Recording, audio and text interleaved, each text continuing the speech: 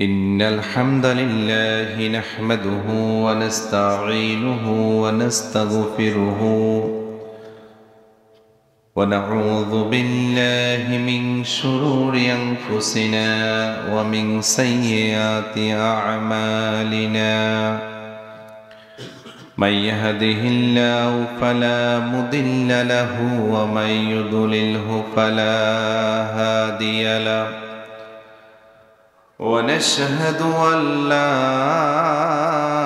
إله إلا الله وحده لا شريك له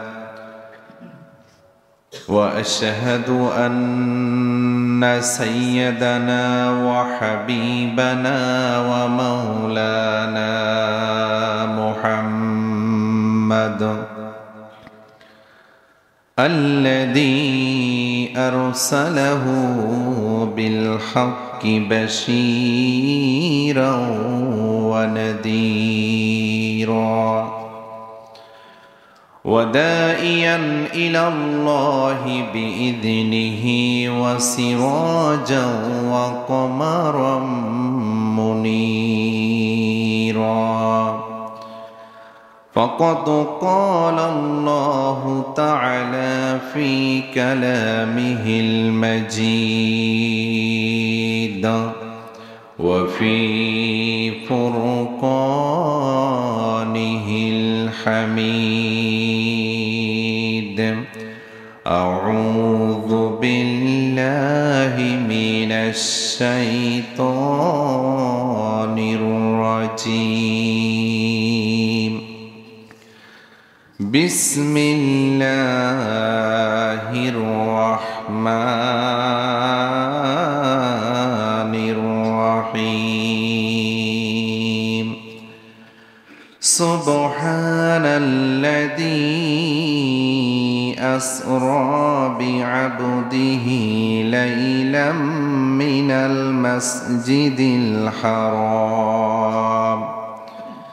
من المسجد الحرام إلى المسجد الأقصى الذي باركنا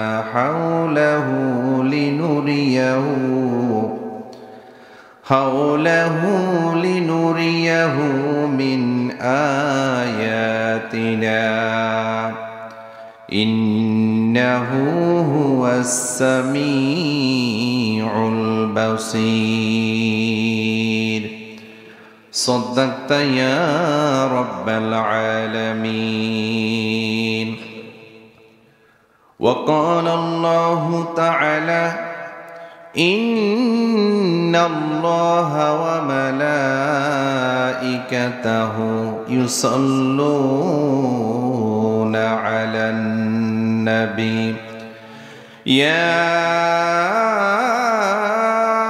أيها الذين آمنوا صلوا عليه وسلموا تسليما اللهم صل على سيدنا مولانا محمد وعلى آل سيدنا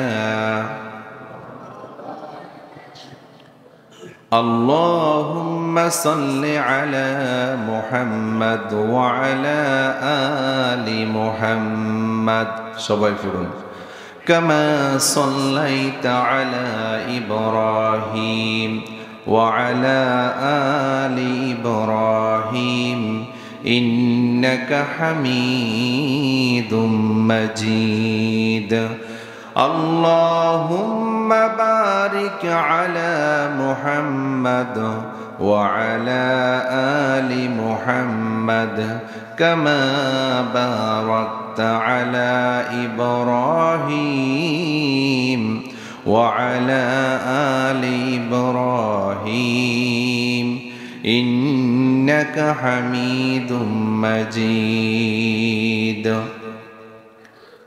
আলহামদুলিল্লাহ, ঐতিহ্যবাহী কলিজান বিবি খন্দকার জামে মসজিদ কর্তৃক আয়োজিত আজকের এই পবিত্র লাইলাতুল মেরাজ বা ইসরা উপলক্ষে আজকের এই ওয়াজ এবং দোয়া মাহফিলে উপস্থিত আছেন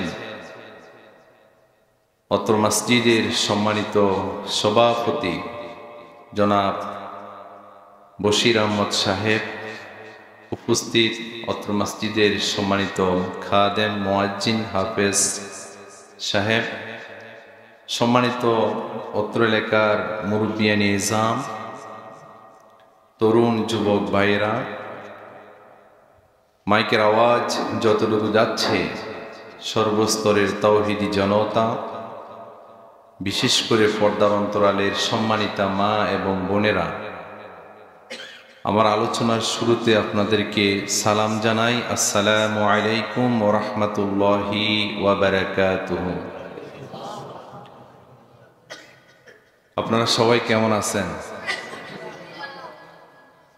আমরা মাত্র 2 দিন আগেই তো একসাথে দেখা হয়েছে, কথা হয়েছে, তাফসীরুল কোরআন মাহফিল হয়েছে। আল্লাহ রাব্বুল আলামিন তার 2 দিন পরেই আবার আমাদেরকে একসাথে হওয়ার, কথা বলার সুযোগ করে দিয়েছেন। এই জন্য আমরা সবাই খুশি নাকি বেজার? আমরা যত শিখব, যত জানব, সেটার মধ্যে কল্যাণ আছে নাকি নাই? যদি না জানি সেটা আমাদের অজ্ঞতা, সেটা আমাদের দুর্বলতা। আলহামদুলিল্লাহ, আপনারা একটা সুন্দর আয়োজন করেছেন, মসজিদ কমিটি এই উদ্যোগটা নিয়েছেন যে মেরাজ কি, ইসরা কি, এটা কেমনে হয়েছে, কিভাবে ঘটেছে, এটা আমরা যেভাবে জানা দরকার, ঠিক আমাদের পরবর্তী প্রজন্মগুলো এগুলা জানার দরকার আছে নাকি নাই? আলহামদুলিল্লাহ, এমন একটি আয়োজন করেছেন। আজকের আয়োজনে আমি আসতে পেরে এবং আপনাদেরকে পেয়ে খুশি হয়েছি। আল্লাহ রাব্বুল আলামিন আমাদের এই আয়োজনকে, মাহফিলকে কবুল করুন বলে আমিন। পাশাপাশি আল্লাহ রাব্বুল আলামিনের কাছে যে 5টি রাত অত্যন্ত গুরুত্বপূর্ণ, এর মধ্যে একটি হচ্ছে লাইলাতুল মেরাজের রজনী। সুবহানাল্লাহ বলেন। যেমনি ভাবে শবে বরাতের মর্যাদা আছে, শবে কদরের মর্যাদা আছে, 2 ঈদের রাত্রের মর্যাদা আছে, তেমনি ভাবে লাইলাতুল ইসরা মেরাজের মর্যাদা আছে। সুবহানাল্লাহ বলেন। আল্লাহ রাব্বুল আলামিন তার প্রিয় হাবিবকে এমন কিছু স্পেশাল নিয়ামত দিয়েছেন যেটা অন্যান্য পয়গাম্বররা সেই নিয়ামতের ভাগীদার হতে পারে নাই। সে নিয়ামতগুলো কি কি? প্রথম যে নিয়ামত দিয়েছেন সেটা হচ্ছে আল কোরআন। সুবহানাল্লাহ বলেন। অন্যান্য যে গ্রন্থগুলো এসেছে এগুলো নির্দিষ্ট জাতির জন্য, কওমের জন্য এসেছে, কিন্তু মহাগ্রন্থ আল কোরআন এটি নির্দিষ্ট কোনো জাতি, ধর্ম, বর্ণের জন্য, দেশের জন্য আসে নাই। মহাগ্রন্থ আল কোরআন গোটা বিশ্বজাহানের মানুষের জন্য হেদায়েত হিসাবে আল্লাহ রাব্বুল আলামিন দিয়েছেন। বলি সুবহানাল্লাহ। এখানে সব ধর্মের জন্য হেদায়েত, জীবন চলার পথ আছে না নাই? এরপরে আল্লাহ রাব্বুল আলামিন তার রাসূলকে দিয়েছেন মেরাজ। আল্লাহ রাব্বুল আলামিন তার প্রিয় হাবিবকে একেবারে কাছে নিয়ে গিয়েছেন, এমন কাছে আর কাউকে নেন নাই। কোন পয়গাম্বরকে এত কাছে নিয়ে, দরদ নিয়ে কাছে গিয়ে সান্ত্বনা দেন নাই, কিছু উপদেশ দেন নাই, হাদিয়া দেন নাই। শুধুমাত্র বিশ্বনবী মুহাম্মদুর রাসূলুল্লাহ, সবাই বলি সাল্লাল্লাহু আলাইহি ওয়াসাল্লাম, তাকে এই নিয়ামতটুকু দিয়েছেন। সুবহানাল্লাহ বলেন। তাহলে দুনিয়ার জীবনে দুইটা জিনিস দিয়েছেন, একটি হচ্ছে কোরআন, আরেকটি হচ্ছে মেরাজ।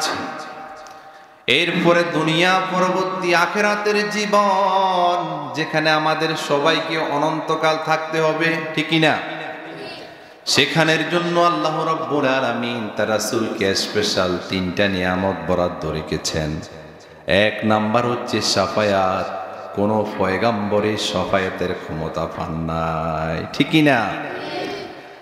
ওই কিয়ামতের কঠিন মুহূর্তে যখন আরশের ছায়া ব্যতীত কোনো ছায়া থাকবে না, ওই কঠিন মুহূর্তে সমস্ত মানুষগুলো, সমস্ত মাখলুকগুলো, এবং কি সমস্ত পয়গাম্বর পর্যন্ত যখন বলবে ইয়া নাফসি ইয়া নাফসি ইয়া নাফসি, ওই কঠিন মুহূর্তে আমার রাসূল ইয়া নাফসি বলবে না, ওই কঠিন মুহূর্তে আমার রাসূল বলবে ইয়া উম্মতি ইয়া উম্মতি ইয়া উম্মতি। আল্লাহু আকবার বলেন। এমন রাসূল পেয়ে আমরা খুশি নাকি বেজার? আল্লাহ রাসূল এত দয়াবান, এত মেহেরবান, রহমাতাল লিল আলামিন। কাল কিয়ামতের দিন নিজের কথা খেয়াল থাকবে না, উম্মতের মুক্তি নিয়ে, নাজাত নিয়ে পেরেশান হয়ে যাবে। সুবহানাল্লাহ বলেন। এরপরে আল্লাহ রাব্বুল আলামিন তার রাসূলকে দিয়েছেন হাউজে কাউসার। কিয়ামতের বিভীষিকাময় মাঠ, কোথাও পানি নাই, উত্তপ্ত ময়দান, সূর্য চলে আসবে মাথার এক বিগত উপরে, তাপ এত প্রকট হবে যে টকবক করবে মাথার মগজ। কেউ কাউকে চিনবে না, বাবা ছেলেকে চিনবে না, ছেলে বাবাকে চিনবে না, মা তার সন্তানকে চিনবে না, কোন বন্ধু বান্ধব কেউ কারো পরিচয় দিবে না যে বন্ধুর সাথে সময় দিতে আমি মজা পাই। ঘন্টার পর ঘন্টা যাদের সাথে আমি আড্ডা দিই, ওই কঠিন মুহূর্তে তারাও পরিচয় দিবে নাকি? দেবে? ওই কঠিন মুহূর্ত এমন হবে, চিন্তা, টেনশন, পেরেশান, কোনো উপায় নাই, মানুষ পিপাসার্ত হয়ে যাবে। ওই কঠিন মুহূর্তে আল্লাহ রাসূল হাউজে কাউসারের মালিক থাকবে। যারা আল্লাহ রাসূলের প্রকৃত উম্মত, রাসূলের সুন্নাহ মেনেছেন, কাল কিয়ামতের দিন ওই কঠিন মুহূর্তে হাউজে কাউসারের পানি পান করাবেন। সুবহানাল্লাহ বলেন। 5 নম্বরে আল্লাহ রাসূলকে আল্লাহ রাব্বুল আলামিন দিয়েছেন মাকামে মাহমুদ। মাকামে মাহমুদ হচ্ছে সে আরশ আজিম, যেখানে কিয়ামত প্রতিষ্ঠা হবে, যেখানে আখিরাতের মাঠ প্রতিষ্ঠা হবে, মিজান কায়েম হবে, যেখানে আল্লাহ রাব্বুল আলামিন বিচার ফয়সালা করবেন। ওই বিচারের মধ্যে বিচারক থাকবে একজন। জবান খুলে বলুন তো তিনি কে? সেদিন দুনিয়ার কোনো বিচারক বিচার করতে পারবে না, দুনিয়ার কোনো উকিল, কোনো ব্যারিস্টার, কোনো জজ সেদিন কোনো কারবারি করতে পারবে না। ওই দিন বিচারক থাকবে একজন, তিনি হচ্ছেন আমার আপনার রব। বলেন আল্লাহ। ওই আল্লাহ রাব্বুল আলামিন যেই চেয়ারে বসে থাকবেন, মুফাসসিরিন কিরাম বলছেন তার পাশে একটি স্থান অত্যন্ত সম্মানিত, সেটার নাম হচ্ছে মাকামে মাহমুদ। ওই মাকামে মাহমুদে আল্লাহ রাসূলকে আল্লাহ রাব্বুল আলামিন বসাবেন। সুবহানাল্লাহ বলেন। আরো জোরে বলি সুবহানাল্লাহ। রাসূলের সম্মান বেশি নাকি কম? অনেক বেশি। তাহলে এই 5টি জিনিসের মধ্যে, নিয়ামতের মধ্যে সবচাইতে আশ্চর্যান্বিত বিষয় দুনিয়ার জীবনে হচ্ছে মেরাজ, যেটা রজব মাসের 26 অথবা 27তম দিবাগত রাতে ইখতিলাফ আছে, যেখানে আল্লাহ রাব্বুল আলামিন তার রাসূলকে একেবারে তার কাছে নিয়ে গিয়েছেন। সুবহানাল্লাহ বলেন। তাহলে আমরা আজকে আলোচনা করব মেরাজ নিয়ে। কিছুক্ষণ সময় আপনারা শুনতে রাজি আছেন তো? বেশি কথা বলবো না, আমার নিয়ত নাই বেশি কথা বলার, কম সময় শেষ করব ইনশাআল্লাহ। তবে আমার একটি অনুরোধ হচ্ছে, আপনারা উঠা নামা করবেন না। 1-2 জন উঠে চলে যাচ্ছেন, আমরা তো বেশি সময় নেব না, একটু বসেন, সময় নেন। লাভ আছে না নাই? অনেক লাভ আছে। শুনে দেখবেন যে আল্লাহ রাব্বুল আলামিন কত নিয়ামতপূর্ণ একটি রজনী তার রাসূলকে উপহার দিয়েছেন। মেরাজ শব্দের অর্থ হচ্ছে ঊর্ধ্বাকাশে যাওয়া। ইসরা শব্দের অর্থ হচ্ছে রাতের বেলায় আকাশের দিকে যাওয়া, রাতের বেলায় ভ্রমণ করা। আর লাইলাতুল মেরাজ হচ্ছে অর্থাৎ রাতের বেলায় ভ্রমণ করা, যেটা আল্লাহ রাসূল করেছেন বিশেষ কুদরতে। আল্লাহ রাব্বুল আলামিন বিশেষ নিয়ামতের মাধ্যমে রাসূলকে ভ্রমণ করিয়েছেন। এটা শুধু এখন নয়, তৎকালীন সময়ে কাফেররাও বিশ্বাস করতে কষ্ট হয়ে গিয়েছে যে মুহাম্মদ এটা কি বলে, মুহাম্মদ এটা কেমন কথা বলে, যে যেই মক্কা শরীফ থেকে, কাবা শরীফ থেকে বাইতুল মাকদাস জেরুজালেম প্রায় 1400 মাইল পায়ে হেঁটে গেলে প্রায় 2 মাসের কাছাকাছি সময় লাগে।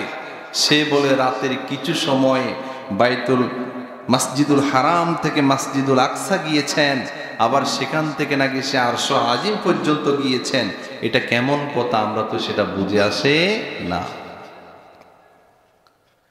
কাফেররা সেটা বিশ্বাস করে নাই। যখন কাফেররা বিশ্বাস করে নাই, কিন্তু ওই সময় আল্লাহ রাসূলের একজন সাহাবী হযরত আবু বকর তিনি বিশ্বাস করেছেন। বলেন সুবহানাল্লাহ। রাসূলের উপর যদি কারো অগাধ বিশ্বাস থাকে, রাসূল যা বলে তা বিশ্বাস করার দরকার আছে না নাই? কথা বলেন, আছে না নাই?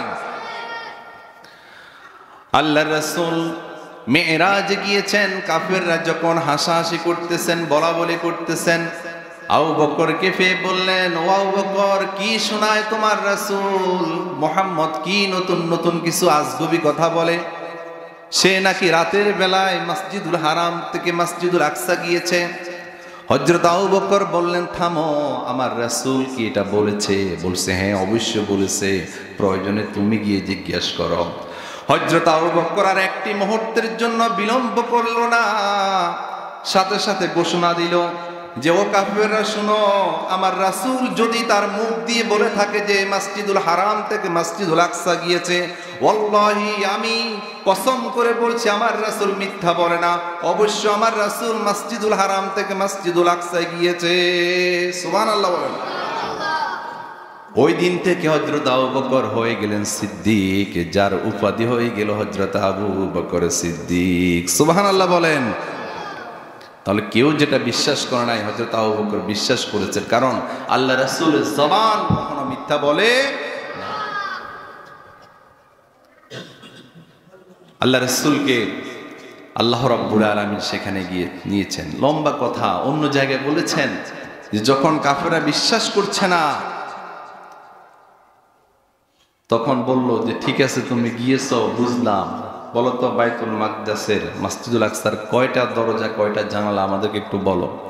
আচ্ছা, রাতের কিছু অংশ গিয়ে সেখানে নামাজ পড়েছেন সামান্য সময়, এই মসজিদের কয়টা জানালা কয়টা দরজা? আমি তো আজকে বেশ কয়েকটা জুমা পড়াই, আমাকে জিজ্ঞেস করলো কি আমি বলতে পারবো? আল্লাহ রাসূলকে তো আল্লাহ রাব্বুল আলামিন সরাসরি ডিরেকশন দিয়ে থাকেন। কাফেররা যখন বলল তুমি বলো ওই মসজিদের কয়টা দরজা কয়টা জানালা, আল্লাহ রাব্বুল আলামিন জিব্রাইলের মাধ্যমে মসজিদুল আকসাটাকে রাসূলের কাছে নিয়ে আসলেন। আল্লাহ রাসূল গুনে গুনে বলে দিলেন বাইতুল মাকদাসের কয়টা দরজা কয়টা জানালা। আল্লাহু আকবার বলেন। আল্লাহর কাছে সব কিছুর ক্ষমতা আছে না নাই? এটা হচ্ছে মেরাজ। আল্লাহ রাব্বুল আলামিন কুরআনুল কারীমে জানিয়ে দিয়েছেন, সুবহানাল্লাযী আসরা বিআবদিহি লাইলাম মিনাল মাসজিদিল হারামি ইলাল মাসজিদিল আকসা। সমস্ত পবিত্রতা প্রশংসা ওই আল্লাহর জন্য, যিনি তার নিজ বান্দাকে মসজিদুল হারাম থেকে মসজিদুল আকসা পর্যন্ত নিয়ে গিয়েছেন। সুবহানাল্লাহ বলেন। তাহলে মেরাজ সংগঠিত হয়েছে, এখানে কোনো সন্দেহ সংশয় আছে?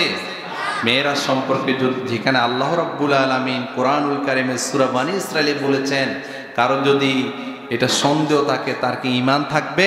থাকবে না। কখন সংগঠিত হয়েছিল? মেয়েরাজ সংগঠিত হয়েছিল নবুয়তের 10ম বছরে। আল্লাহ রাসূল যখন নবুয়ত প্রাপ্ত হয়েছেন 10ম বছরে, হিজরতের 1 বছর আগে। কিছু মতানৈক্য আছে, তবে এটাই শিওর যে হিজরতের আগেই মেয়েরাজ সংগঠিত হয়েছে।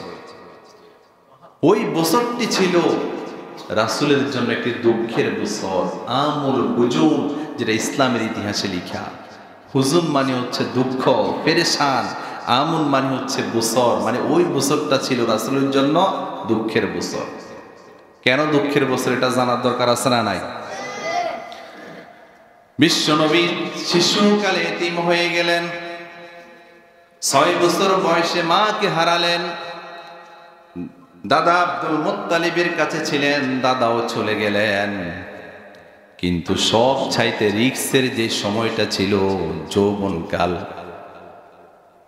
যখন ইসলামের বাণী প্রচার প্রসার করতেছিলেন। ওই সময় রাসূলের শত্রু বেশি নাকি কম? এত বেশি ছিল যে রাসূলকে সহ্য করতে পারে নাই। রাসূলের দাওয়াত মিশন ভীষণ বন্ধ করে দিতে চাচ্ছে। শুধু তাই নয়, বরং রাসূলকে পর্যন্ত এই দুনিয়া থেকে কিভাবে বিদায় করা যায় এই সিদ্ধান্ত ওই সময়ের কাফেররা নিয়ে গিয়েছিল, ঠিক কিনা?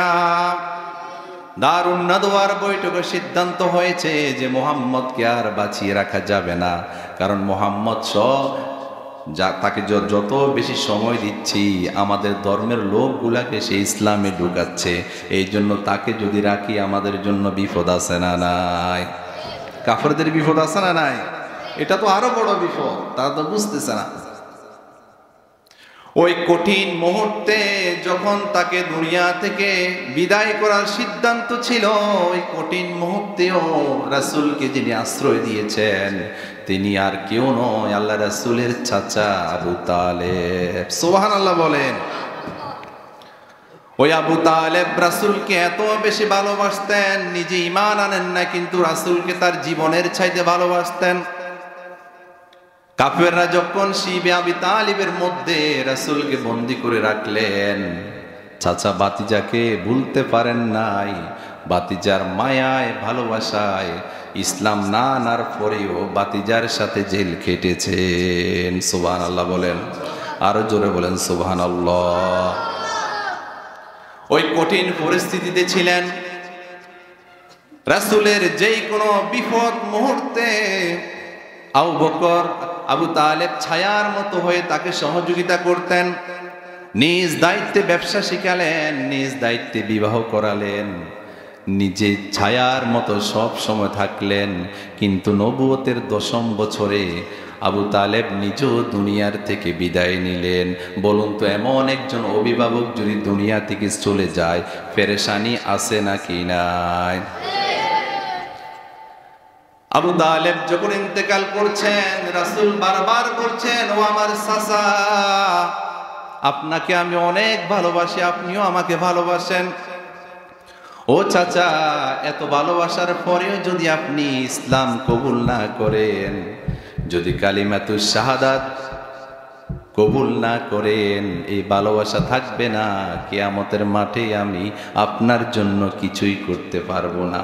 বলুন তো, ঈমান যদি না নে, রাসূলের শাফায়াত কি কিয়ামতের দিন পাবে? রাসূলের শাফায়াত পাওয়ার কোনো সুযোগ নাই। মৃত্যু শয্যায় আবু তালেব, এক পাশে আবু জাহেল বসা আর এক পাশে উতবা সাহেবা বসা। চাচার কাছে গিয়ে বলল, চাচা আপনি আমার কানে কানে শুধু একটু বলুন, লা ইলাহা ইল্লাল্লাহু মুহাম্মাদুর রাসূলুল্লাহ। আবু তালেব চিন্তা করছেন কি করব। একদিকে রাসূলের প্রতি ভালোবাসা, বাতিজার প্রতি ভালোবাসা, অন্যদিকে আবু জাহেল উতবা সাহেবা বসা। মৃত্যুর সময় ঈমান নিয়ে মৃত্যুবরণ করা, এটা হচ্ছে একজন ঈমানদারের জন্য, মানুষের জন্য সব চাইতে বড় চ্যালেঞ্জ, ঠিক কিনা? এদিকে আবু জাহেল বারবার বলতেছে তার 2 পুত্র সহ যে, আবু তালেব তুমি কি আব্দুল মুত্তালিবের ধর্ম থেকে খারিজ হয়ে যাবা? মৃত্যুর এই পর্যায়ে এসে তুমি কি আগের সব ধর্ম বাদ দিবা? বারবার যখন এই কথাটা বলতেছেন, আবু তালেব ঈমান নিয়ে মৃত্যুবরণ করতে পারে নাই। মুফাসসিরিন কিরাম তাফসীরে লিখেছেন, আবু তালেব আব্দুল মুত্তালিবের ধর্মের উপরে আছে এই ঘোষণা দিয়ে দুনিয়া থেকে বিদায় নিয়েছেন। বলেন নাউজুবিল্লাহ। সাহাবায়ে কেরাম যখন আল্লাহ রাসূলকে প্রশ্ন করলো, ইয়া রাসূলুল্লাহ, আপনি তো বারবার আপনার চাচাকে বলেছিলেন ঈমান আনার জন্য, কালিমা কি গ্রহণ করেছে আপনি জানেন নাকি? আল্লাহ রাসূল বললেন, আমি শুনি নাই, আমার কানে শোনা যায় নাই। রাসূল শুনে নাই মানে ঈমান নিয়ে মৃত্যুবরণ করতে পারে নাই। এরপরও চাচার জন্য ভালোবাসা আছে না নাই? আল্লাহ রাসূল বললেন, চাচা, আমি যতদিন পর্যন্ত আল্লাহ রাব্বুল আলামিন আমাকে ওহী নাজিল করে না নিষেধ না করেন, ততদিন পর্যন্ত আমি আপনার জন্য দোয়া করতেই যাব। রাসূলের দোয়া এত পাওয়ারফুল ছিল যে সাহাবায়ে কেরাম জিজ্ঞেস করলো, ইয়া রাসূলুল্লাহ, আবু তালিবের কবর কিয়ামতের দিন আবু তালিবের বিচার ব্যবস্থা কেমন হবে? আল্লাহ রাসূল বললেন, আবু তালিবের বিচার হবে সব চাইতে হালকা, শুধুমাত্র তাকে জাহান্নামের 2টা জুতা এনে পরিয়ে দেওয়া হবে। জাহান্নামের 2টা জুতা এনে পরিয়ে দেওয়া হবে। তার শাস্তি এত কঠিন হবে সেটা দ্বারাও ওই জুতার আগুন এত উত্তপ্ত, ওই জুতার আগুনে আবু তালেবের মাথার মগজ পর্যন্ত গটগট গটগট করে ফুটতে থাকবে। বলেন নাউজুবিল্লাহ। আবু তালেবের আযাব এত হালকা হওয়ার পরেও যদি মগজ টকবক করে বলতে থাকে, আমরা নাফরমানি করি, আল্লাহর বিধান মানি না, রাসূলের উপর যথাযথ বিধানগুলো আমরা মানি না, রাসূলকে ভালোবাসি না, রাসূলের সুন্নাত মানি না, আমাদের আযাব আরো কঠিন নাকি সহজ? তাহলে আমাদের অবস্থা কি হবে একটু চিন্তা করার দরকার আছে না নাই? তাহলে আবু তালেব চলে গেলেন। এরপর আবু তালেবের পরে আল্লাহ রাসূলকে যিনি সবচেয়ে বেশি আশ্রয় দিয়েছেন, সামগ্রিকভাবে সহযোগিতা করেছেন, তিনি হচ্ছেন হযরতে খাদিজাতুল কুবরা রাদিয়াল্লাহু তাআলা আনহা। আবু তালেবের ইন্তেকালের মাত্র 3 মাস পরে হযরতে খাদিজাও দুনিয়ার বাড়ি ছেড়ে চলে গেলেন। হযরতে খাদিজা তো ছিলেন ওই মহিলা, যখন আল্লাহর রাসূলের কোথাও কোনো আশ্রয় ছিল না, হযরতে খাদিজা তখন আশ্রয় দিয়েছিলেন। আল্লাহ রাসূল যখন নিঃস্ব ছিলেন, তখন খাদিজা তার সমস্ত সম্পদ রাসূলের জন্য দিয়ে দিলেন। যখন কেউ ইসলাম গ্রহণ করে নাই, খাদিজা আল্লাহ রাসূলের উপর ঈমান এনে ইসলাম গ্রহণ করলেন। বলেন সুবহানাল্লাহ। একদিকে আবু তালেব চলে গেল, অন্যদিকে নিজের প্রিয়তমা স্ত্রী হযরতে খাদিজা চলে গেল। বলুন তো রাসূলের পেরেশানি বেশি নাকি কম? ওই কঠিন মুহূর্তে আল্লাহ রাব্বুল আলামিন চিন্তা করলেন, আমি আমার রাসূলকে কোনোভাবেই পেরেশানিতে রাখবো না, আমি আমার রাসূলকে আমার কাছে নিয়ে আসি। নবুয়তের 10ম বছরে আল্লাহ রাব্বুল আলামিন তার রাসূলকে মিরাজের মাধ্যমে একেবারে কাছে নিয়ে গিয়েছেন। সুবহানাল্লাহ বলেন।